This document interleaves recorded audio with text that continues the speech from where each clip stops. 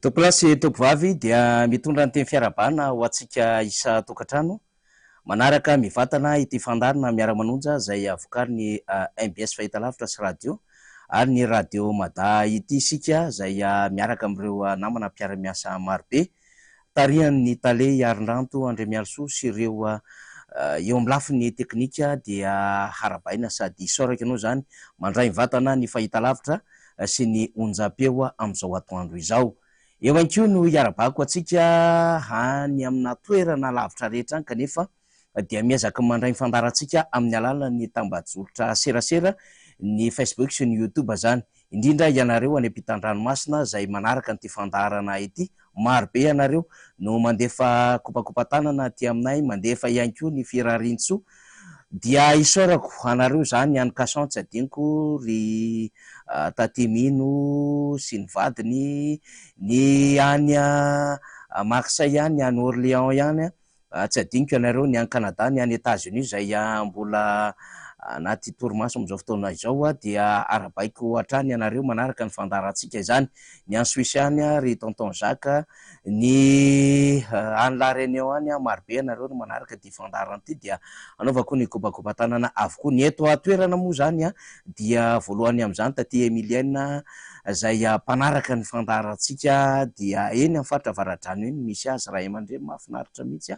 dia arabaiko anaovako kopakopa-tanana isika rehetra n'aiza n'aiza no misy antsika dia arabaiko avokoa, indrindra ho anareo izay vao niona tamiko eny amin'ny faritra Ambomiarany eny omaly eny Ambotsiro Atsinanana ao amin'ny commune Ambohidratrimo misy izany dia betsaka taminareo no nangataka izay kopakopa-tanana izay dia tolorako ny fiarabana sy ny firaritso hatrany izany. Dia tafaraka ny fanombohan'ny herinandro isika amin'ity androany fa 7 ny volana Oktobra 2024 ity. Marobe ny zavatra tiantsika ho resahana amin'ny raharaham-pirenena satria ny zoma saraka teto itsika, ny toy ny sabotsy, ny toy ny alahady dia tonga amin'izao alatsinainy izao fihetsiketsehana tamina fokotany samihafa no nisy amin'ny olona ny rano sy ny jiro. Raha ohatra ka tonga dia itsitsika ny zava-misy amin'ny fiainan'ny firenena izany tany Analamahitsy tany faritra iza moa zany ny tiantsika resahana moa zany teny Andraisoro Ambatomaro tsara honenana marobe zany no nanao an'izay fihetsiketsehan'izay tonga hatrany Ambohidratrimo amin'ny tsy fahazakana intsony ny olona ny rano sy ny jiro. Dia makaiza ho isika maninona tsy miteny ny tompon'andraikitra eo anivon'ny governemanta ary lasa mitady vahaolana ao anatin'ny tefy maika tandrametatra ilay fitondram-panjakana amin'izao fotoana izao ary saika ohatrin'ny hoe kabarin-jaza ny ankeo ihany ny averimberina raha mihaino an'ilay tompon'andraikitra voaloha amin'ny tantanany raharaham-panjakana ny resaka ny zava-misy ny amin'ny hoe izao nanaovantsika ny resaka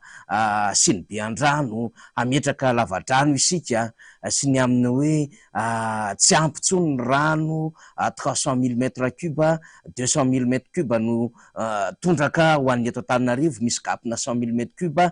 ny amin'ny fitsinjarana ny rano amin'ny camion citerne sy ny bonbonne. Lasa kabarin-jaza ny ankeo ihany ny averimberina zany, tsy misy vahaolana tena maharitra sy ny amin'ny hoe inona ny tena fandraisana andraikitra aingana mba hanomezana antoka ny vahoaka malagasy fa hiva io satria vahaolana fototra no tadiavina zany amin'izao fotoana izao fa sy tefy manta ahafahana indray zany mitondra izay mety hoe fampanantenana eo anatrehan'ny zava-misy izay efa fanapotehana mihitsy ny firenena sy ny vahoaka malagasy no misy amin'izao fotoana izao. Isika moa matoa miresaka an'izany dia tafiditra ao anatin'ilay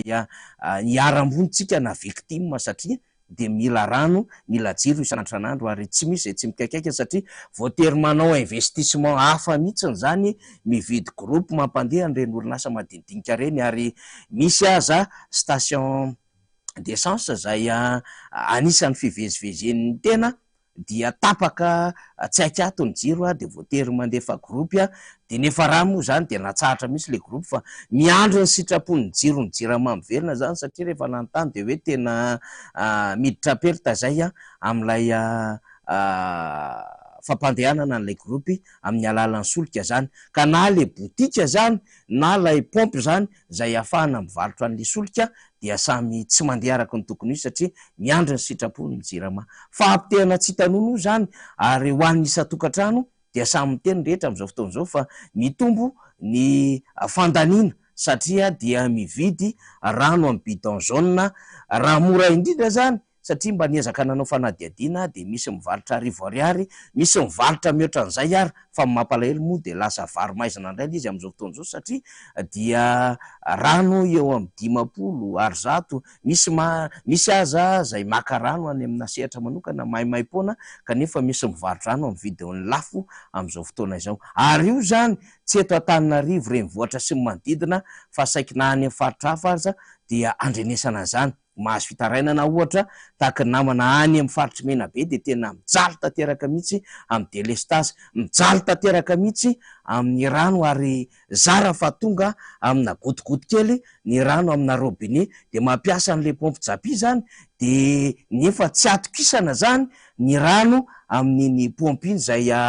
iny moa zany le mahazatra taloha zany voatery ohatra ny hoe anasana lamba, mety anasana faritry ny tongotra fa tsy de tetena hoe azo tena hanasana vatana aza eo amin'ny fahadiovan'ny rano zany rehetrarehetra izany ka olana tena hitambarany be sy maro izy ity général mihitsy raha zay no ilazantsika azy ary tsy manome tsintsika raha ohatra ka misy vahoaka mijoro tezitra amin'izao fotoana izao saingy amin'ny mampalahelo dia misy ny fampiasan-kery, misy ny fanaparitahana amin'ny alalan'ny fitaovam-piadiana eo anivon'ny mpitandro filaminana amin'ny alalan'ny bomba mandatsa-dranomaso ary misy ny fisamborana izany tahaka an'izay nitranga tany amin'ny faritra Ambohiposy ny rehetra tany. Hitantsika amin'ny sary izao ny fihetsiketsehana samihafa zay ataon'ny mponina eny amin'ireny lalana ireny. Amin'ny ankapobeny moa zany dia hoe saika isaky ny hariva no misy an'izay fihetsehana zay ataon'ireo mponina amina fokontany samihafa. Ity moa zany zao mangataka fanazavana amin'ny faly isika Ambohidratrimo sa Analamahitsy ity faly raha ny sary zay hitantsika izao zany dia tahaka izay ihany koa any amin'ireo faritra samihafa Ambatomaro, eny Antsarimenana, Andraisoro ny nalaza sy nahoraka moa teo eo dia Itao City zany na Itao Senu zany izay moa no tena malaza be ho avy hiaraka amintsika ivahiny ato anatin'ny fandaharantsika rehefa avy eo ny ben'ny tanàna eny amin'ny fariparitry Itao Senu iny zany fa any ampita-tafika misy azy Andriamatoa Radraparaolona izay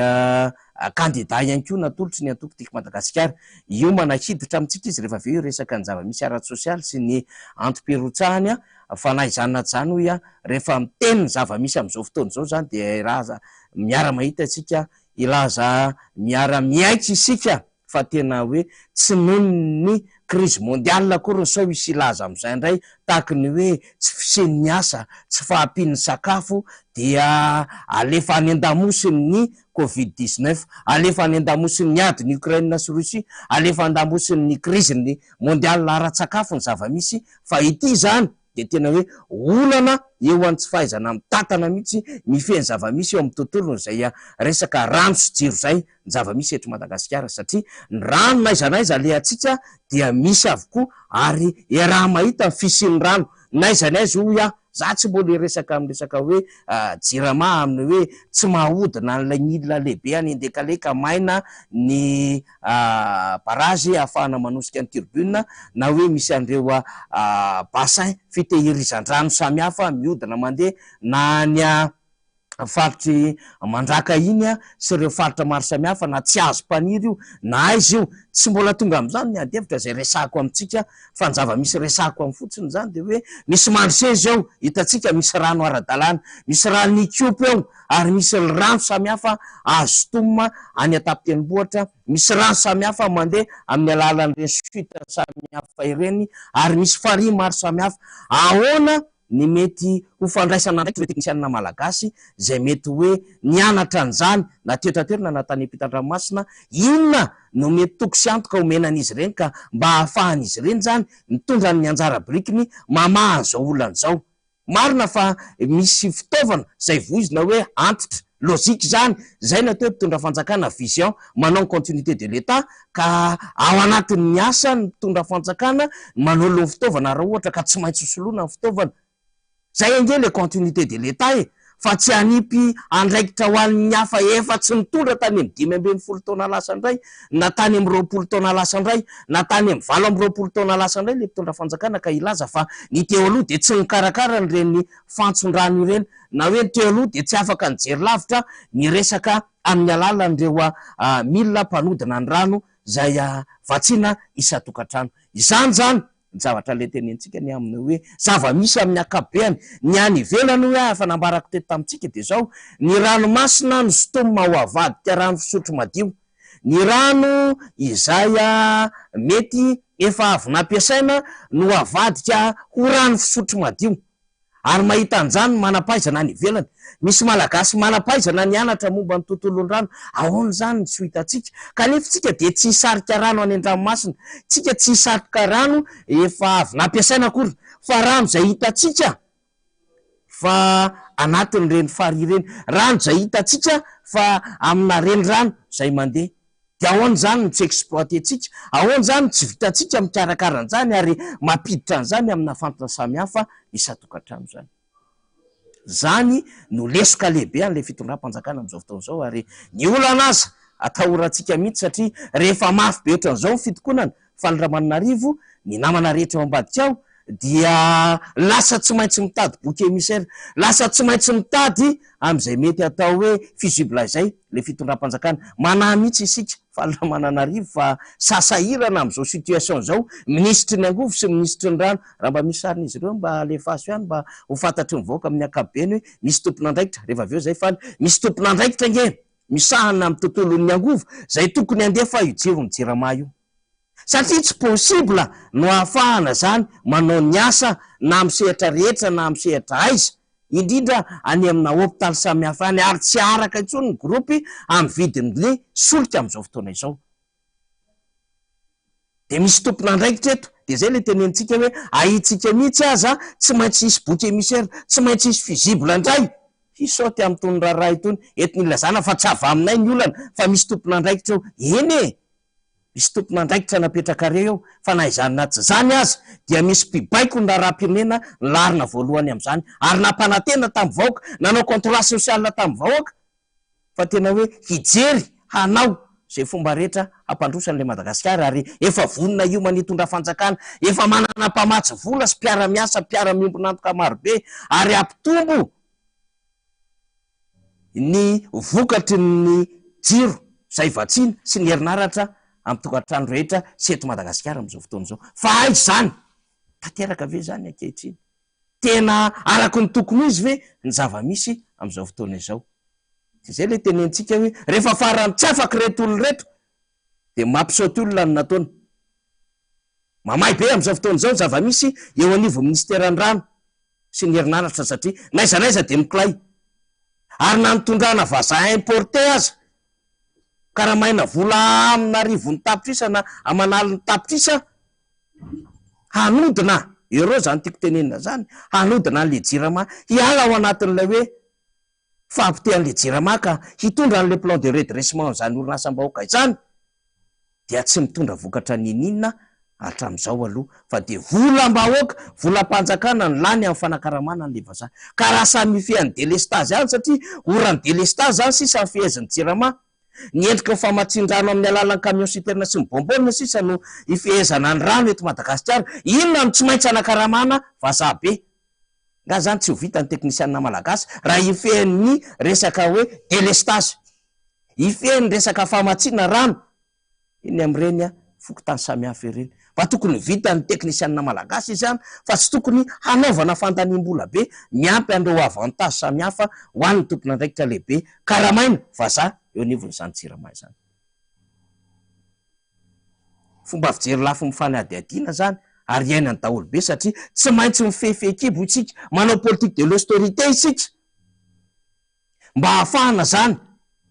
mikajy ny volanaty, satria sady manana olana amin'ny lafin'ny fitantanana gestion jirama amin'izao fotoana izao, no manana olana amin'ny lafin'ny teknika, no manana olana ihany koa lafin'ny maha olona manodina izany orinasa izany.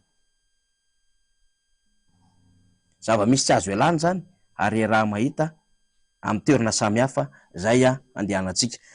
Zay amin'ny akabeany aloha zany ny fampidirantsika, satria tena tsaiky tsy nisotro rano mihitsy ny faran'ny herinandro tamina fetsiketsehana maro samihafa ary fantatra fa misy panika marobe any ambony any fa eto isika moa zany hitondra ny fanadidina maro samihafa iny atsefatsefa ny adihevitra fa efa hitako aiketo ny vahiny lehibe zay miaraka amiko any matorado raparahelona zay ben'ny tanàna napita tafika teo aloha kandida izy am'izao fotoana izao zay tiako ihany koa mampatsay atsika fa kandida tamin'ny fifidianana solombavam-boaka tao anatin'ny lisitra firaisakina zay nisy antokidemo tamin'izany fotoanany zany ny tiako Madagasikara, ny prositeny, ny hery vaovaon'ny Madagasikara, ny tsaratafina, ny antoko politika madio dia larana faharoa tao anatin'ny lisitra firaisakina any matorado raparahelona ankehitriny izy efa ben'ny tanàna nandritony taona maromaro tao amin'izany commune napita tafika izany dia natsony vahoaka indray hakandraikitra ary nomeny ny antokotiko Madagasikara fitokisana amin'izay hoe andraikitra lehibe mbola hitatana ny commune napita tafika izay dia fotoan'izao ahafahana mizara ny zava-misy sy ny mbola fahavononany hitatana indray izany commune izany tsika moa zany mbola vamintaona mieloha ny fampelezan-kevitra zao zany hoe mbola pré-campagne fa tsy campagne akory noho izany voafetra ny zavatra azotsika ambara ny fampahafantarana ny kandida, ny vinany kandida, ny programa ny kandida ary tsy mampaninona amin'ny resaka an'izany ireo mpiara-miasa amin'ny kandida sy izay mety hoe zava-misy ka tsara ho fantatra manodidina ny tontolo ny fifidianana amin'izao fotoana izao. Andriamatoa ben'ny tanàna miarabanao. Dia miarahaba ny rahalahy Faniry ato anatin'ity fandaharana be mpanaraka be ity miarahaba ny teknisianina ny voalohanteny dia misaotra n'Andriamanitra lehibe tsika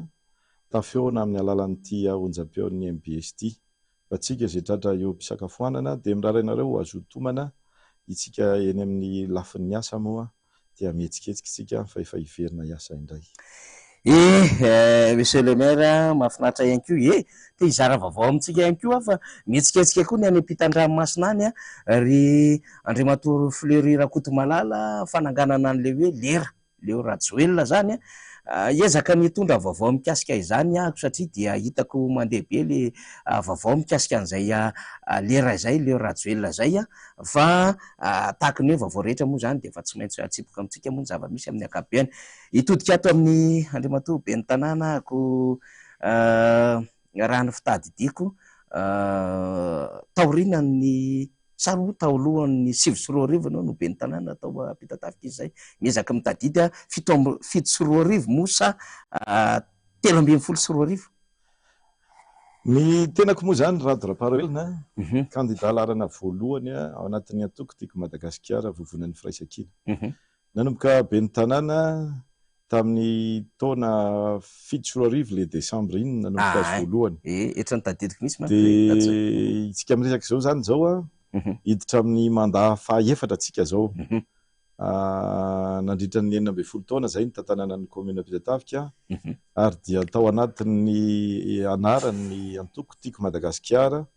hatramin'ny 7 hatramintsika miresaka zao eny ary goavambe mihitsy zay larana voalohany am'izao larana voalohany ary tsy vitany hoe voalohany fa antokana aloha raha ny teo aloha mba asiana jeritodika kely ny commune manomboka ao Anosy Zato mamaritra ny lalam-pirenena voalohany hatrany amin'ny commune Tsororo Mandidy dia ny tena Koreriany no an'ny ben'ny tanàna tiako Madagasikara perinasa teo aloha. Andriamatoa ben'ny tanàna Rado Raparahelona ny nandraisana ny commune napita tafika talohan'ny 7 fa 7 ianao nandray azy 420 tsika zao manahoana ny fivoarana sy ny zavatra ny ainanao za tsy teny hoe tena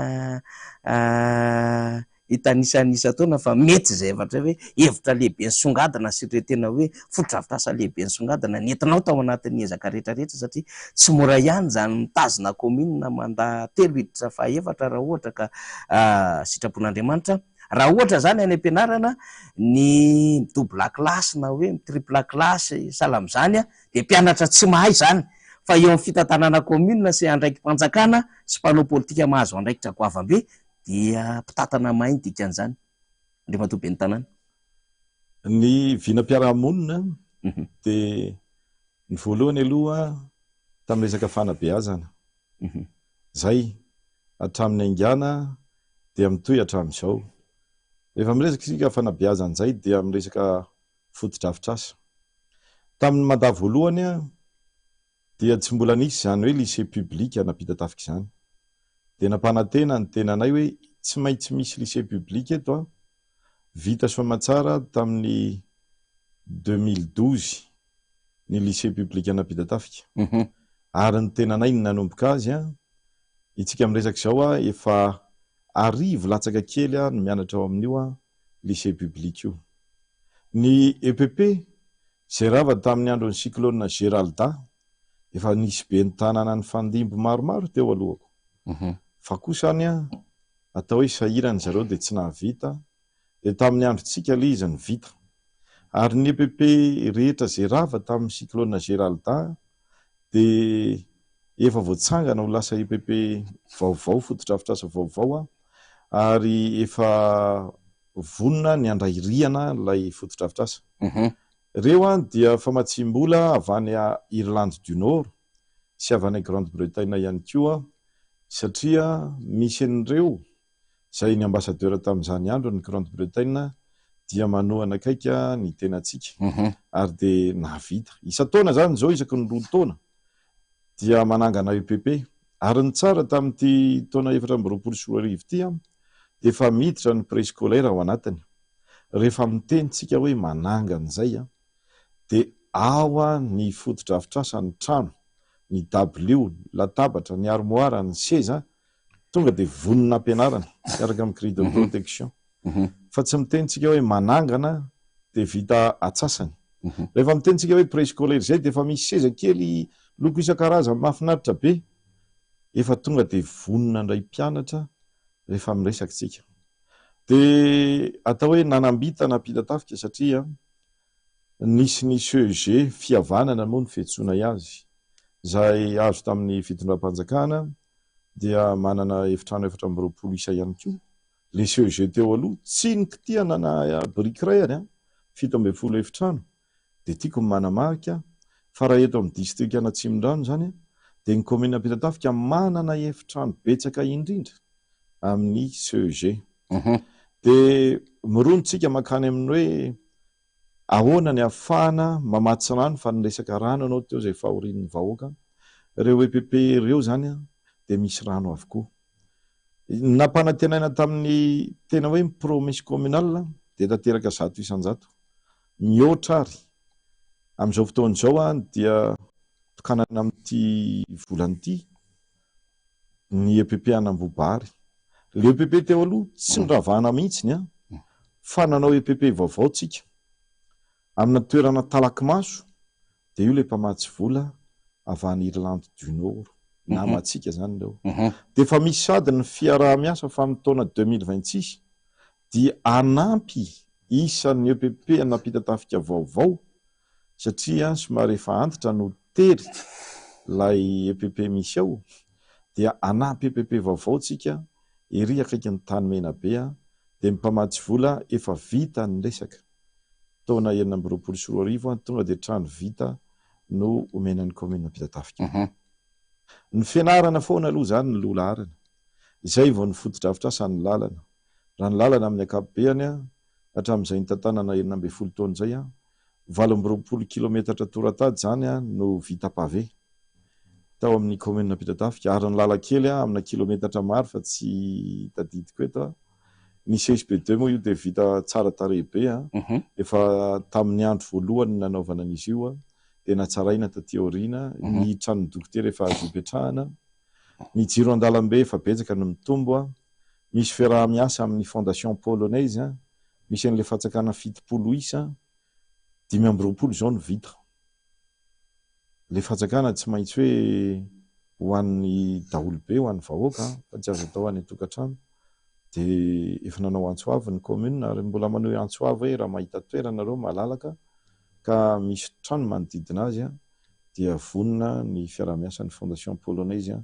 miaraka amin'ny commune napita tafika, izay ny tena antsika ihany nahita azy. Amin'ny ankapobeny zany dia raha le fanontanianao ny fitinana dia hoe nanahoana tamin'ny 7 sy 20, 20 sy 20, dia azoko lazaina hoe tena niakatra ny fampandrosoana teo amin'ny commune napita tafika, nanampy ny vahoaka ny commune rehefa miresaka tsika amin'ny resaka fianarana. Teo aloha teo tsy maintsy makaty amin'ny LMA makaty amin'ny Zizirabe Arvelo, makany amin'ny lycéen Galeny, makany Faravohatra, nahitako ankizy torana nandrindra ny propagande tamin'ny premier mandat mihitsiny a, no nahatonga ny teny hoe tsy maintsy mahavita lycée eto amin'ity commune Ampitatafika ity. Ary tsara dia tsara ny lycée an'ny commune Ampitatafika, ao anaty toerana mangina, tsisy fiara mivezivezy loatrany a, tena milamina ary tsara rivotra. Dia mifantoka tsara ireo ankizy ireo. Ankoatran'izay dia ny commune Ampitatafika hatramin'ny tantanako dia nanao fifaninanana amin'ny resaka izay afam-panadinana. Ka eo ny afaka baka, ao ny afaka BPC, ao ny afaka CEP, maka olona raika hatramin'ny 4 eo, dia omena marobola 1 million d'ariary ny voalohany, dia misy ny fifaninanana ao anatiny. Mbola averiko ihany. Tsy maintsy miainga amin'ny fanabeazana no ahafahana mandroso. Ary eto dia misarika antsika hoe raha ny CEG re tompoko a, ny zanakareo misy noho ny fahasahiranana iaraha mahalala, satria tena mesahirana ny vahoaka, malalaka ny efitranontsika amin'ny CEG, tena malalaka. Anjaran'ny fanjakana kosa ny manampy mpampianatra. Ary tsika mbola misy frame etoan'ny commune hatramin'izao a, mbola amin'ny commune no mandoha volan'ireny frame ireny, mavesatra ilay izy kanefany mbola averiko ihany ny fanabeazana ny fototry ny fampandrosoana. Zay moa ko avam-be zay ny fanabeazana ny fototry ny fampandrosoana araka ny tenen'ny be ny tanàna teo zay na izany na tsy zany Andriamatoa be ny tanàna, kandida ianao amin'ity fifidianana 2024 ity, 5 taona indray zany raha ohatra ny lalàna no fohem-pitom-piasana zany. Inona ny heverin'ny Andriamatoa Rady Raparahawelona zany fa mety nampiavaka an'ilay hoe 19 na 17 taona lasa sy ity mety ho mandava avao ity indray zany hampanantenainao ho an'ny vahoakana Ampitatafika, na dia eo aza amin'ny fanabeazana, eo ny tontolo ny fahasalamana, ny resaka lalana, fa mety hisy fiavahany indray zany ny fiaingana vaovao atoato raha ohatra ka mety mizotra makany amin'izay lalana izay. Misy fiavahany tanteraka. Tamin'ny mandat voalohany lisitra 4 pejy ny fangatahan'ny fokon'olona isaky ny fokotany, isaky ny vohitra. Izao efa lisitra ray sisa. Ny dikan'izany nisy asa vita teo. Ary mampiavaka azy aloha dia eto dia mamela ianao Ralafaniry mba hisaotra manokana ny président Ravalomanana. Isaorako eto ianao dada, tena nahatoky any tenako, satria na avany amin'ny 2e mandat nakany amin'ny 3e mandat dia tsy naka ny hevitra ianao tamin'ny sélection na candidat. Avaty amin'ny 3e mandat hiampita any amin'ny 4e mandat tsika izao dia tsy naka ny hevitra koa ianao fa tonga dia nahatoky ny fomba fiasa an'ity zanakao. Ka eto dia maneho fisaorana feno ho an'ny dada, ho ela velona, dia azo izay rehetra irina ho tahin'Andriamanitra lalandava ianao sy ny ankohonanao. Rehefa miresaka ankohonana ihany koa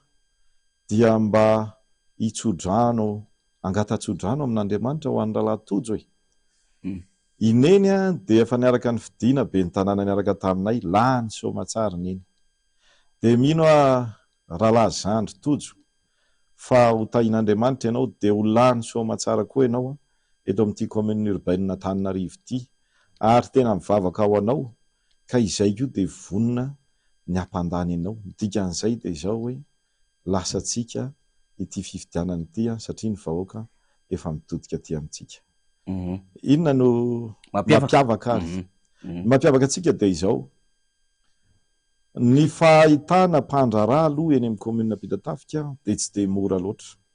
Raha oharina amin'ny eny Lasoa, raha oharina amin'ny eny bypass, raha ohatra tsika ka resaka mpandraharaha zany dia import export mampiasa ny sambo, mampiasa ny lalam-pirenena faharoa. Io tany azotsika io, tany azon'ny mpandraharaha ny tena marina, dia tanin'olo tokana maro be, fa tsy tany mpanjakana, araky ny voizin'ny isaky misy ny fifidianana dia io no hirahiraina. Dia averiko eto tan'olo tokana marobe na tanimbarin'olo tokana marobe no vidina mpandrara anankiray ngezabe. Tsy misy idirany tanympanjakana ary afaka mbola manontany any amin'ny domaine amin'ny resaka certificat situation juridique an'io tany io tany alohan'ny 12 taona tany. Dikan'izay dia izao, rehefa nahazo an'ireo mpandrarà ireo, neken'ireo mpandrarà ireo, ny tenanay no nahita azy 100 isan-jato. Nandresy lahatra azy hampiasa vola eny Ampitatafika 100 isan-jato. Nandresy lahatra amin'ny fitondram-panjakana tamin'ny androny, ny anaovana ny hoe plan d'urbanisme détaillé, na ny hoe drafim-panajariana ny tany, na ihany koa hoe PUD. Misy fahaizana natotona be da be zany ao anatiny io amin'ny resaka fikorinan'ny rano. Ahoana ny tsy ahatondra-drano, ahafiry ny aviny azo totofana, aizavy ny tany azo totofana. Tena fandanim-potoana ny manam-pahaizana isan-karazany izay isorako eto anisan'ny arteria, isorako ny mpianatra votovorona, nanao an'io, namolavolana io, tena olona maro be na tonga an'ilay hoe plan d'urbanisme détaillé, efa nahazo décret. Izay ny fitaovana andresen-dahatra ny mpamatsy vola hoe tongava eny aminay. Fa eny aminay misy tany afaka totorana anorenana tanàna vaovao. Dia nahazo. Ny dikan'izany dia izao, raha miresaka ny maha-olontsika dia miaraka asa aloha. Efa manangasanga zany zao ny fampidirana asa. Izany hoe efa manangasanga ihany koa zany zao ny fianan'ny olona tsy hanasa eo amin'ny commune Ampitatafika. Ary ny antony tena anisan'ny janonany tenanay ho be ny tanàna Ampitatafika dia izao, mba fampiresahana tamin'ny tompon'ny tany Menabe 20 isan-jato ny mpiasa ao akoatra ny kadra, satria moa izy io zany fananan'olo tokana dia mba mponina Ampitatafika avokoa, ary mandalo amin'ny lehibean'ny vohitra, lehibean'ny fokotany, ary mandalo amin'ny be ny tanàna, izay mba fanirianay ary efa nekena izay fanirianay izay. Efa manomboka io tetikasa io hitantsika ny orinasa Colas. Maninona miena lasa pejy ray sisa ao anatin'ilay fangatahana 4 pejy tery amin'ny 7 satria efa betsaka ny vita. Fokotany 13 moa mandrafitra ny commune Ampitatafika io ary misy vohatra 150 izy io. Dia efa maro amin'ireo ny tena nahavitana ohatra amin'ny resakitsika ny rano. Ny rano nisy fokotany ohatrany hoe Ambohitsozoro, manana vohitra anankitelo, efa nahavitana rano daholo isaky ny vohitra, ary ny commune tsy mba naka vola tamin'ireny. Dia noho ny fisoparana satria ilay sehy fokotany teo aloha resin'ilay sehy fokotany nandimby-toerana, dia raikitra moa ny gafigafy isan-karazany, dia lasa tsy nahazo rano ilay toerana. Anankiray sisa mba mandeha amin'ny toerana io ary anankiray vaovao vao natsanga ny commune tamin'ny 2 taona lasa. Amin'ny ankapobeny na ny birao-pokotany ary betsaka ny birao-pokotany azontsika tamin'ny andron'ny dada, ary mbola tsara tarehy hatramin'izao. Amin'ny ankapobeny ny ena ny lista. Manam-panantenana zany ilay vahoaka any Ampitatafika hoe raha ohatra izy ka nanamboatra fiara foana teo aloha fa ratsy ny lalana, lalam-potaka fa avaratra, raha manana fiara izy, raha mandeha tongotra izy dia misy potaka, efa mba nieny zany, efa fandraisana anjara anie zany, na ny vola lany any amin'ny fanamboarana fiara na ny vidina piesy efa volamena anie zany, ary ny fahafahana mandeha tonga dia mandray vahiny eny an-tanàna efa tombotsongeza-be anie zany. Ny jiro an-dalambe, nisy fotoana ny commune Ampitatafika nampiditra an'ireny mpanao solaire ireny 50 isa. Gamara misy dia misy 5 sisa no any mirehatra sisa. Ny ankamaroany dia very, nisy nangalatra avokoa. Izao ny commune Ampitatafika miditra ao anatin'ny Cobra tsika izao. Rehefa tapaka moa ny jiro malala ty délestage manahirana ny vahoaka ity, dia samy miara-maizina eo tsika menakavy. Rehefa miresaka an'izay hoe maninona manana tsirim-panantenana, inona ary miantenain'ilay vahoaka. Roa tokom-bolana alohan'ny alako tao amin'ny commune dia mandeha tanteraka amin'ny mpanao solaire ao amin'ny commune. Ilay commune zany nataontsika hoe trano be. Tsy manana olana tsony ianareo mpanjifa, na amin'ny resaka imprimante, na amin'ny photocopieuse, na amin'ny resaka ordinateur, na tapaka ry jiro io afaka miasa foantsika. Zany anisan'ny mba noetintsika zany. Mahatosika tsara le mahatosika tsara le masoandro. Tena mahatosika tsara. Mbola misy zombary eo isaky ny latsinainy hariva, larobia hariva, zoma hariva, mampiasa an'le herin'ny masoandro le zomba fa ny jirony tsy nalefa satria sao de tsy maraka afaka miadana ny vahoaka tsy misy olana amina délivrance na copizana mihitsy eo amin'ny commune Betatafika mangataka maraina de mivoaka ny riva natapaka ny jiro tsy manana olana amin'izany tsika everina fa ezaka natao ary hatrany amin'ny braony délégué arrondissement de nasitsika prise ihany koa any mandeha amin'ny herin'ny masoandro de tsy manana olana ihany koa ny délégué atsika rehefa tonga izy de afaka miasa soamatsara anisany everina fa mba vahaolana no entina ihany koa mba hanatsarana ny taratasy zay ilain'ny vahoaka zany ya fa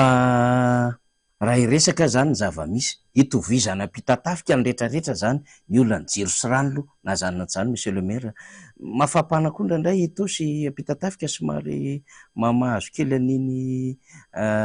atsimon-drano miilan'iny manahoana ny rano zay vokary ny jirama amin'ny ankapobeny sy resaka jiro amin'ny délestage ny commune zay efa voavahanao zany ho an'ireo mila raharaha amin'ny commune fa ho an'ny vahoaka amin'ny ankapobeny mafy be ve ilay fiatraikany délestage sy ny rano ho anam-pitatafika tena mafy de mafy raha miresaka ianao ny jiro be da be reo manao asa tanana madinika efa ny tany sainao foana zay mpanao soudure mpanao volo mpanjaitra ny mpanefy hazo ny sibera reny ane raha nolazainao tao faniny reny raha miresaka groupe raha iandro soandro reny mahavita mandefa groupe fa aorinan'izay ny fanina tanteraka de mijaly le vahoaka mijaly ary lasa tena hoe ny taninandro fa saingy izao tsy maintsy mitady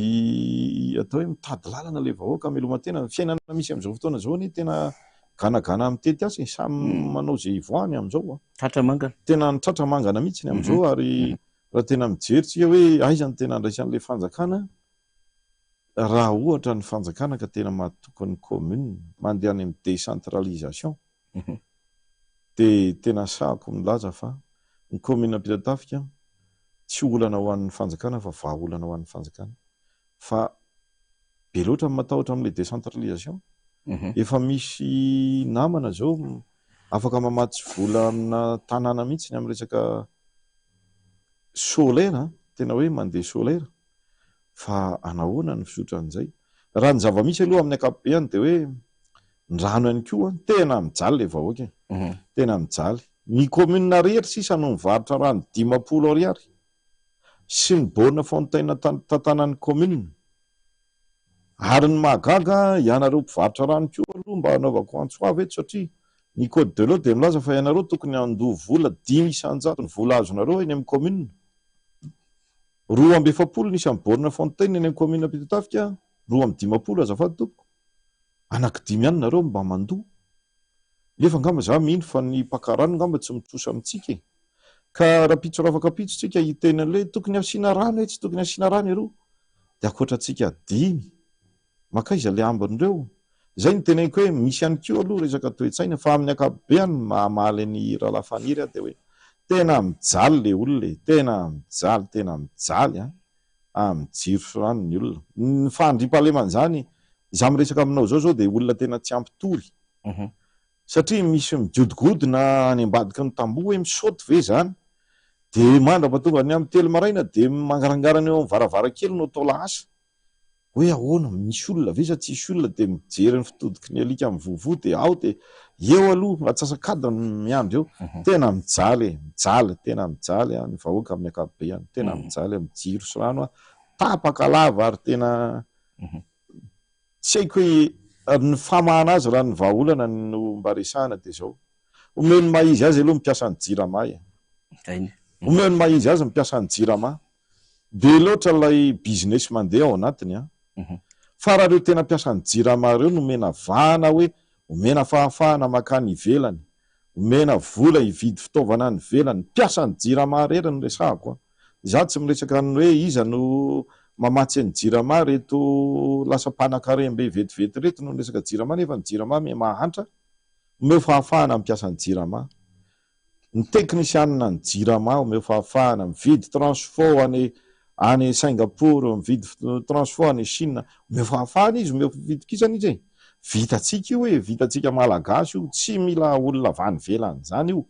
vitatsika malagasy zato isanjato io amin'ny karama mba tena mirary nefa mba itsika malagasy ihany mba mahazo azy. Inona Andriamatoa Ben'ny Tanàna, satria rehefa nihain'ny fanazavanao teo dia misy firenena maromaro zany miara-miombonantoka anareo asa ny any asa Grande-Bretagne, Irlande, Pologne, tsy haiko ny frantsay na ny AFD sy ny sisa koa raha andamosina. Inona ny antony mahatonga le hoe mihazakazaka mamaly anam-pitatafika reo firenendehibe zany asa manana secret manokana ve Ben'ny Tanàna radra-para olona amizay? Ny AFD koa ao anatiny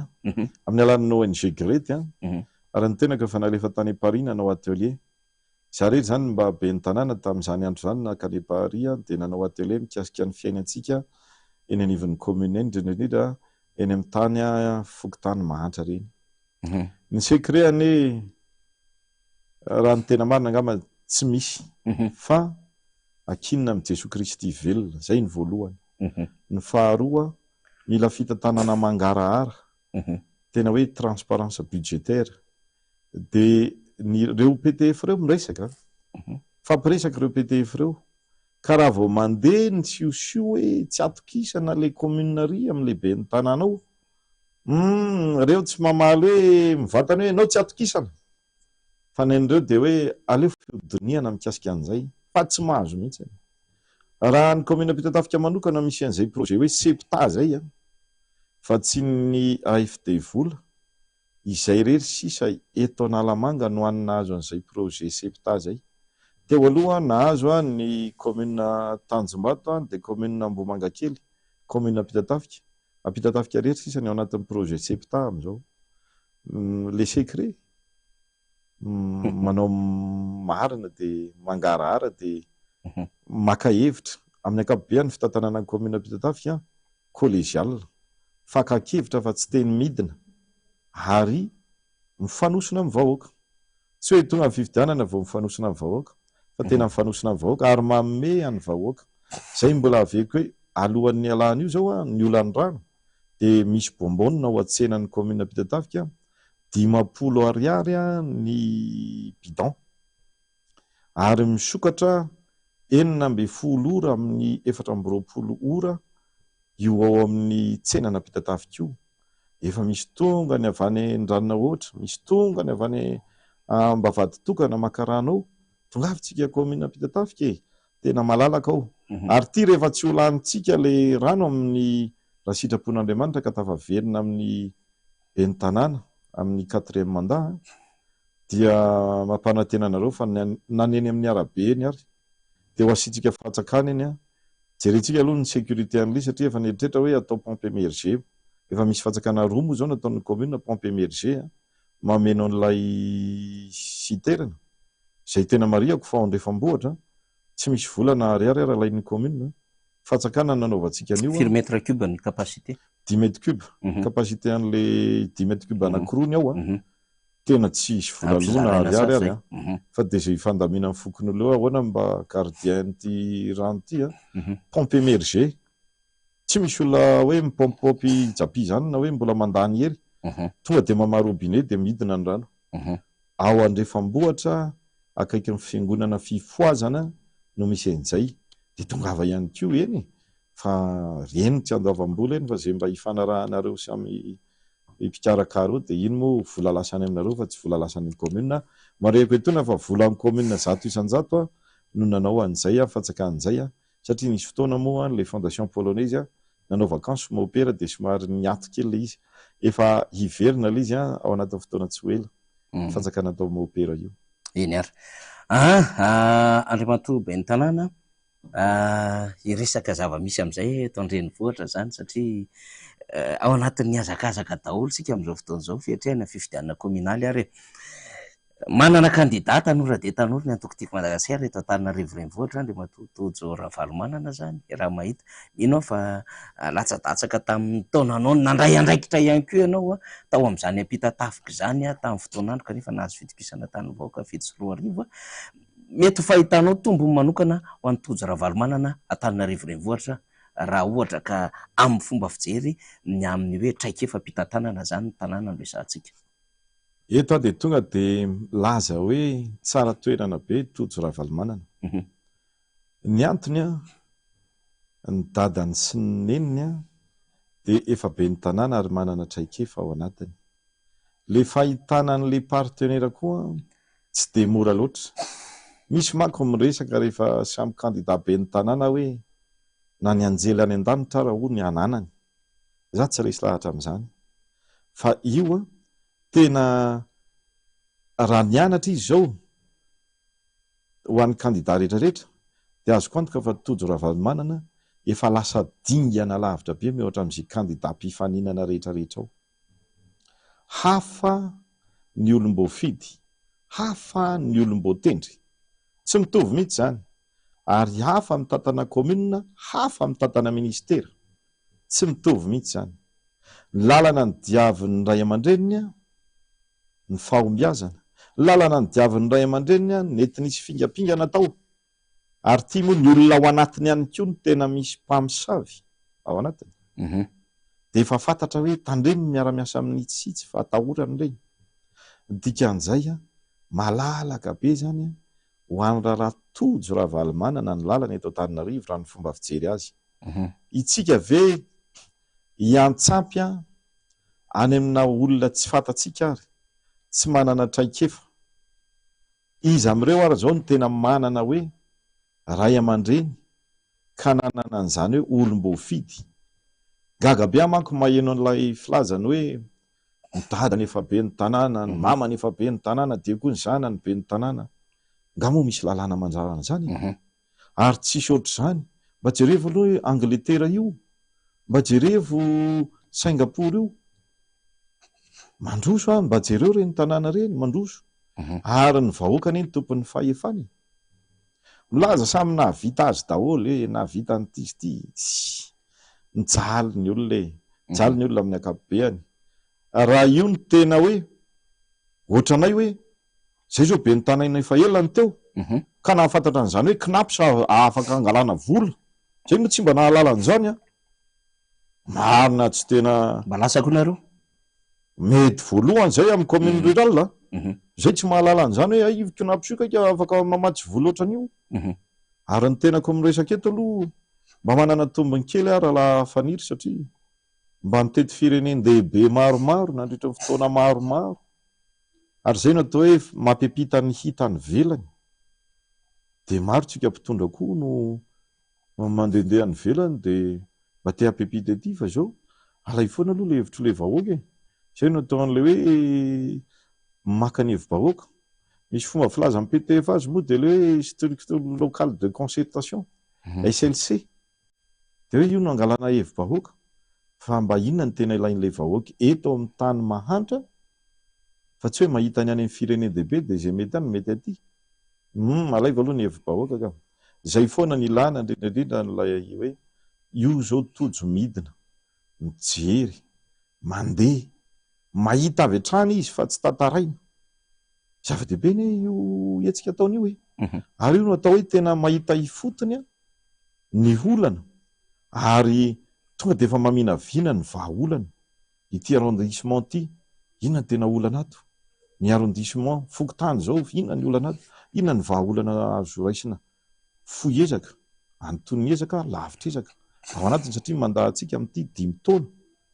Za aloha tena raha ponina Antananarivo renivohitra dia tena resy lahatra 100% hoe itojo no manana ny tombony ngeza indrindra amin'ireo kandida mpifaninana eo Antananarivo renivohitra ireo. Tsara ihany mampahafantarantsika zany fa saika efa tafapetraka avokoa zany ireo quartier général na QG amin'ny arrondissement enina ho Antananarivo renivohitra. Ary ny farany teo izay arahantsika amin'ny sary ity efa nalefa ny faly ihany fanatsidiana izy teo dia tetsy amin'ny boribory tamin'ny faharoa tena vahoaka tsy tanono mihitsy no nanaraka ny tojo Ravalomanana. Ary teo ihany koa moa zany filoha nasionaly ny atokotiko Madagasikara Andriamatoa Marc Ravalomanana zao hitantsika amin'ny sary izao zany fitokanana QG zao tompoko fa tsy mbola fampelezan-kevitra fa fitokanana QG zany hoe fandehanana tongotra makeny amin'ny QG zany na quartier général eny manko ny tobo fibaikona zany fandaminana ny lafiny fampilezan-kevitra aoriana kely eo ho an'ny candidat zay le hoe quartier général zany de ifamoivoeny daholy ionany daholy reo mpanohana satria misy any koa ny komity mpanohana samihafa zany dia andalo eny amin'ny quartier général zany mandefa ny sombotsara ho hitantsika eto isika tany am'izany boriboritany faharoa zany azotsika makasary an-tsaina zany hoe atraiza sy makaiza aretry ny efa mandeha makaiza ny endriky ny fironana raha ohatra ka amin'ny déplacement sy ny sary zay hitantsika am'izao fotoan'izao no mba hifampizarantsika atao anatin'ny fandarana zany ny antso isandrasana zany satria efa tafapetraka reo quartier général zany na QG birao zany amin'ny boriboritany fahenina de hoe ahoana indray no fahafahana zany manantona sy mampiodina an'ilay QG central zany zay raha ny fantatra moa zany de etsy Belera no hanaovana sy hanatanterahana izany zany tojo raha valomanana ny dona kely miaraka amin'ny tanora eny amin'ny lalana rehetrarehetra eny teny Ambohipo fahitana azy zany dona kely de dona mifo zany moa zany mariky le hoe samy tanora de tonga de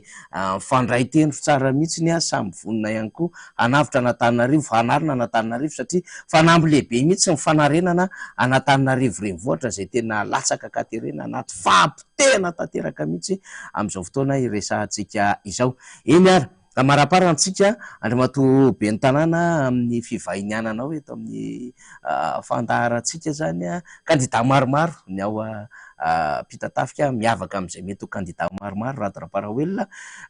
mety manakambary ianao ho an'ny vahoaka na Pitatafika zay manaraka atsika am'izao fotoan'izao eny efa tsidindraona ihany koa ingeny rehetra hoe rovina ihany ary vo 20 volana novambra ahafahanay zany mitondra an'ilay tena teny fanentanana marobe fa mandrasa kely tsika rehetrarehetra moa zany fa samy maika daholo tsika am'izany fa mety manakambara ihany ny ben'ny tanàna aloha zany iomakomanana aizany QG manahoana reo komity mpanohana samihafa manahoana ihany koa ny mety hoe fandaminana ny fandaharam-potoana samihafa satria miandry anao ihany koa ny isaboky tany amin'ny hoe mbola ahafahana zany maka an'ilay fitarainana efa pejy ray moa izy zany zao satria pejy efatra izy teo aloha onga ben'ny tanàna efa pejy ray dikan'izany zany efa voava amin'ny akapobeany sy akapokeliny ihany zany reo olana samihafa teny vovoky tany Andriamatoa ben'ny tanàna ry vahoakana Pitatafika eto dia mba hisarika atsika ihany fa isaky ny tonga ny fifidianana dia misy resaka tany hoe tany mpanjakana nalainy ben'ny tanàna Rado Raparahawelona nanaovany bizina tamin'ny Sonosy Karana eto ary dia mahitsy be mangataka an'ireo mpifaninana rehetra hanao fasafasy direct amiko aloha zay ny voalohany ny faharoa mizara roa ny tany ngezabe resahana eo Pitatafika ny tapany andrefana tany menabe zay efa vita todotro io 220 hektara io dia tanina vahoaka tsotra marobe ny vidiana mpandraraha anankiray tsisy tany mpanjakana teo na ndray ary misy misoloky amin'izao fotoan'izao manao acte de vente taona 2023 tsy mandalo fokontany tsy mandalo commune fa tonga dia manao an'le hoe nomologena tany amin'ny fitsarana dia mba misarika ny sain'ny fitsarana koa hoe tena ianareo marina ve nanao an'iny satria tena mahagaga be zany satria raha mba fahalalana fahaizana tany dia tokony ny acte de vente vita tany amin'ny 20 taona lasa 30 taona lasa izay no homologena any amin'ny fitsarana fa tsy acte de vente 2023 izay tsisy any dépôt ana signature atao amin'ny commune anankiray raha ho amin'ny mpividy sy mpivarotra tsy manana akory ny situation juridique an'ilay tany dia manao akafetsena fotsiny le mahalailay tia ny tany mpanjakany tia najarin'ny fokon'olona efa taonany maro le mahalailay ity zao misy fitarainana tamin'ny 12 avril 2024 fanohanana fanotorana tany mahalalay any Ambodiafotsy zay nataon'le candidat mpifaninana mariako tsara fa ao anatin'ny mpifaninana moa zay anankitelo eny toerana ao ny natolotry ny tiako Madagasikara ny tenanay dia ao nanolo tena mpamadika ny antoko tiako Madagasikara zay no azoko ilazana azy dia ao a ny mouvement gasikara zay ny azoko ilazana azy izavy ary mandrafitra an'ireo olona ao amin'le mpamadika ny tokotimbaka Madagasikara anisan'le olona nanao an'ity fitaraina an'ity laza izy zany fa nitotofana lay malalay dia ny fanontaniako tamin'le projet verbal tonga teny nanoratra izy ny 15 avril dia nidina teny ny commune ny 16 avril ny apitson'iny dia ny fanontaniako dia hoe izy ny nanoratra n'le malalay le tany eo anelanela ny fokotany Falerivo sy fokotany Malaza ny apita sy andrefana misy 13 hectara dia ny andaniny misy 26 hectara izy ny nanototra amin'ny malalay oviny malalay ny totofana izy ny nanome alalana itsika miresaka hatramin'izao dia malalay tsy mbola misy borety raikorana ny tofana amin'ny malalay taona 2024 malalay dia tany mpanjakana lasa mivadika titra hoe Tanamasoandro 1 Tanamasoandro 2 Tanamasoandro 3 Tanamasoandro 4 izy ny nahalalana io mbola ny tena naibe ny tanàna ny nahitan'io tamin'ny taona 2024 misy apahany amin'ny fokon'olona ny varotra noho ny fahantrana misy apahany amin'ny fokon'olona efa voaloha vola ray manontolo misy apahany vodin-drobarotra misy apahany tsy mahalala ninina ary reto mpifaninana ato anatin'ny mpifaninana amin'izao fotoana izao izay milaza fa oka izay ny fangalarana ny tany nampita tafika nga tsy manana mpisolo vava tena mahay hono no tsy mankany amin'ny domaine manontany an'ity situation juridique an'ity tany ity ary manino isaka ny fifidianana ny voiziny ity eto a dia mba te hisarika ihany koa ny itsika ao anatin'ny Tiko Madagasikara ny Tiko Madagasikara dia ny ray aman-dreny nanorina azy dia président Marc Ravalomanana président Marc Ravalomanana izay tena tsy mitsahatra tena hoe olona tsy kivy fa miroso ohatrany dia mba manontany any a ho arintsika mpikambana eketsika ve zao zava-misy zao commune nampita tafika ny resahako tsy matahotra akory lavitra be ny fatahorana fa kosa n'le famitahana na le endrika jodasy ao anatiny eketsika ve zao raha miresaka tsika ny solombavam-bahoaka vao natao voatsela teo araka ny tenen'ny Ralafaniry na ninona re tsy mba le kandida mpamitaka io no natao 2e liste na 3e liste fa zany efa niteny fa za tsy lina amin'ny resaka fifidianana solombavam-bahoaka fa nanampy ary fantatry ny maro zany za zao mifanindrika hoe dia mba izy dame mba lasa député teo zany député voangy dia le député anankiray izay mifaninana amiko mba zay mba nisy dikany ve ny fisiko tao anatin'iny députation iny ohatra nisy dikany mety tsy tafito angamba ny raha tsy nisy anahy zay mba teneniko hoe ho atsika Tiko Madagasikara mila tena rehefa holany daholo tsika menakavy kandida reo zay mifanindrina dia aleo tsika hiresaka amin'ny dada mihitsy aleo amboaritsika tsara tarehibe efa tsara izy fa amboaritsika tsara tarehibe tsy lany olo mangitsika dia mba ataotsika alatsika amin'izay reny tsy faripary reny eto mpamaranana Ralafaniry dia misitona ntsika vahoaka nampita tafika moa misy no hoe teo amin'ny commune io zay be ny tanàna rehetra miverina fanondroany dia tsisy lany avokoa ary tsika manao asa tana maro amin'izao fotoana izao mbola volatsika miady amin'io asa tana maro io dia mbola misy indray mamendry fendro hoe tao mila piasan'ny commune hono fa nga ho ataotao fahatany ty asa tana maro famoahana rano ity ka zay tiany kandida no atao raha ianareo kandida zany mamatsy vola mampiditra jiro hoe asiana jiro dia nareo kandida niakatra poto ary raha nareo kandida zany ny anao fatsakana dia nareo kandida nidina any ambany any anaty lavaka any fa tsy mijery teknisianina nareo hoe mba io mba kadreo zany avy dia hita enjehana ihany koa ny hoe zay tompo-tanin-drazana dia gaga be aho hoe ay ve ny nareo ny razana koa mifidy nenay ny velona ny mba mifidy aloha ary ny tena mifidy dia ny faran'le hoe anao asa be eto ampita tafika atomboy amin'ny fandoava-ketra aloha zay kosa aloha raha ny lalàna amin'ny fe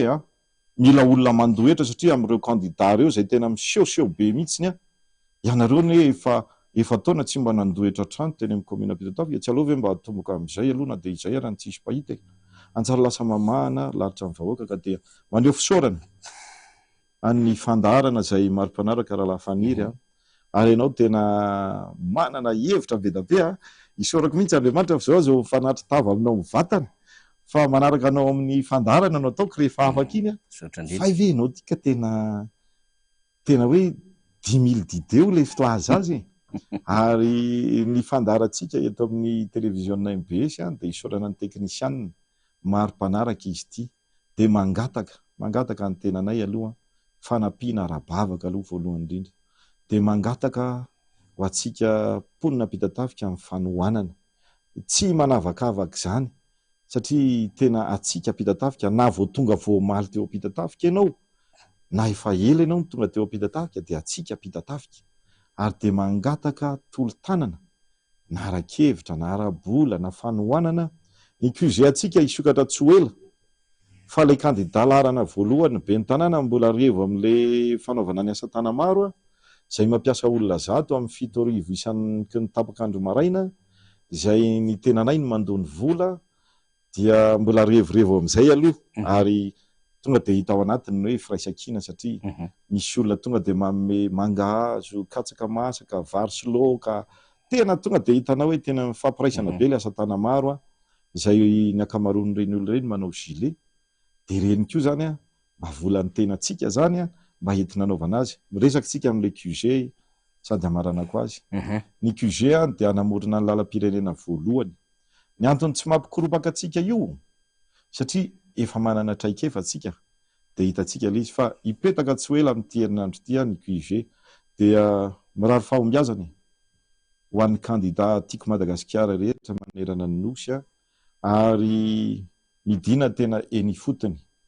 ohatra tena ngeza be io ataon'ny rahalahintsika io Tojo Ravalomanana miaraka amin'ny dada sy ny birao manaraka azy tena ino ny tena lehibe mihitsy ho atsika dia manantena fahorinan'ny 12 Desambra mbola isy ihany ny fotoana ionatsika ary alohan'izay raha mba sitraka ao raha lafaniry dia mba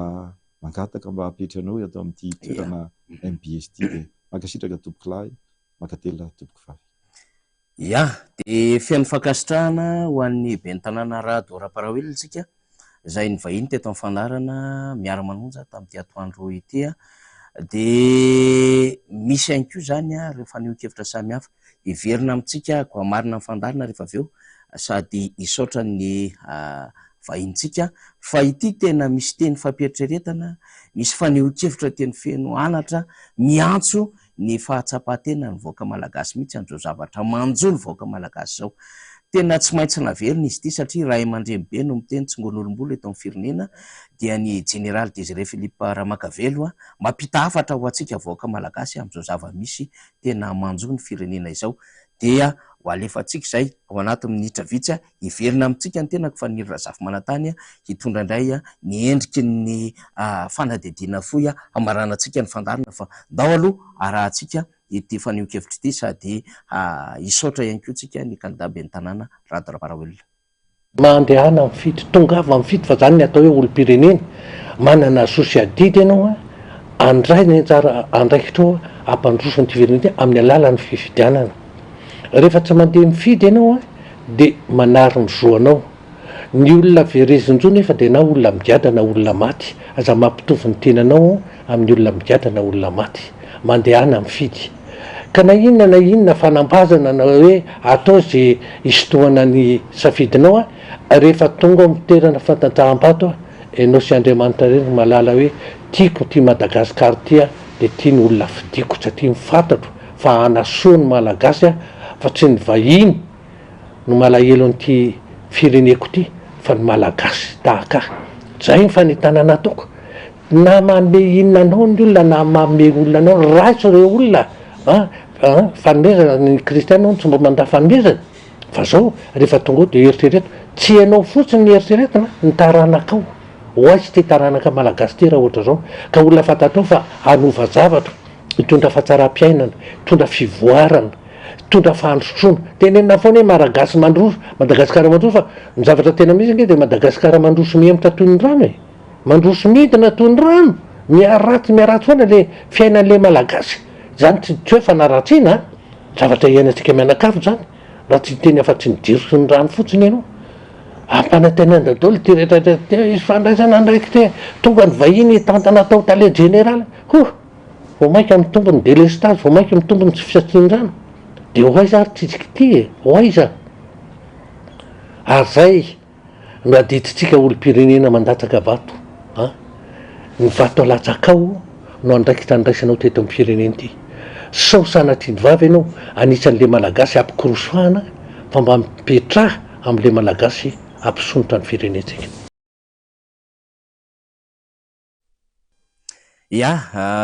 misaotra ny vahintsika isika teo fa isika raha teo koa moa zany de nanaraka ny afatra lehibe zay nataon'ny général Désiré Philippe Ramakavely teo ko avambe reny amina tranga tahaka izao zany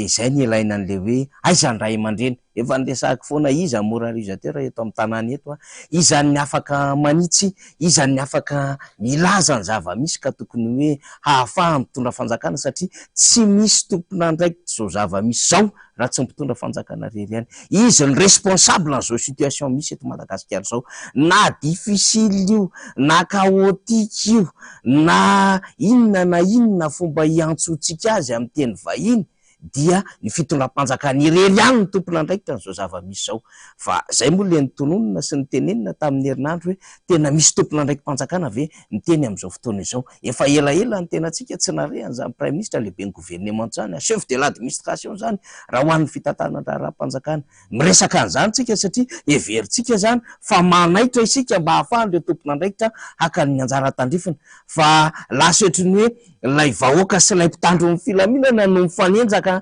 isakariva na isakalina zany eny amin'ny fokotany rehetrarehetra any de tsy mahafinaritra no mijery an'izany satria mba zana-bahoaka ihany koa mpitandro amin'ny filaminana zany zay mifehy filaminana ho an'ny eto Madagasikara mba mahatsiaro mariary any ho an'ny jiro sy rano kanefa lasa tsy maintsy mifanenjana ho an'ny vahoaka mamerina an'ilay filaminana mametraka ihany koa amin'ilay hoe fahafahany rehetra mivezivezy zany de misy tension créé rehefa tonga zany ny alina zany isakarivo de lasa samy miandry indray ny rehetra fa alina mananarivo hoe aiza indray zany ny fokotany hetsika aiza ny fokotany mitezitra de lasa misy fomba fiteny maro samihafa zany eny anivon'ny fiarahamonina eny tsy mety zany ary tsy zany ny everitsika zany fa tokony zava-misy amin'izao fotoana izao de zay ny tenentsika hoe misy mpitondra fanjakana eto ka raha mahatsiaro tena le mpitondra fanjakana fa any aminareo ny fahefana de hoeto araka ny tokony izy raha ohatra moa zany ka tena hoe tsy possible atsony ny ahitana vahaolana zany amin'izao zava-misy zao de tahaka ny fahendrena ny any amin'ny firenena hafa tahaka ny any Comore tahaka ny any Chine tahaka ny any Japon rehefa tsy mahavita miondrika eo anatrehan'ny vahoaka amin'ny alalan'ny délestage de mametra-pialana zany satria efa miankina manaina zany zava-misy amin'izao fotoana izao ary tsy misy fandraharana mandeha araky ny tokony ho izy tsony eto Madagasikara fa efa miendrika fanapotehana ny zava-misy fa iza mahazo tombony ny mahazo tombony de ireo mpandraharaha afaka mivarotra gropy iza mahazo tombony ireo mpandraharaha afaka mivarotra solika iza mahazo tombony ireo mpandraharaha zay mivarotra ny jiro ny jirama na de tsy mifanaraka amin'ny quantité livré ara 220 volta isa-tokantrano mety ho latsak'izay ary mety ambony lavitra mihoatra an'izay fa mandoro ny fitaovany voaka malagasy fa tsisy afaka ihany koa zany amin'izao fotoana izao mba hoe manome fanonerana ho an'ny voaka malagasy zay potika fitaovana isa-tokantrano de zany ny etsotsika ny amin'ny hoe raha mahatsiaro tena fa misy mpitondra fanjakana eto aza manao sarisarina atsony aza manao sinema atsony ary aza mieritreritra fa hoe ianareo no tena hoe mesy ka afaka mahavaolana rehefa tsy vitanareo ohatran'izay nanomboka taona 2021 tsy vitanareo tsony mitantana an'le firenena de mba meke